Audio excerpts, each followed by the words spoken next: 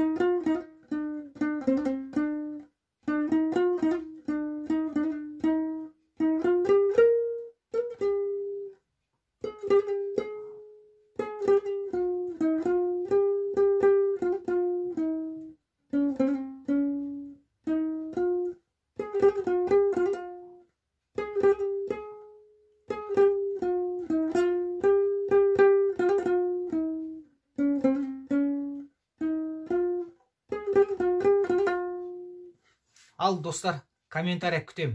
Кеттік.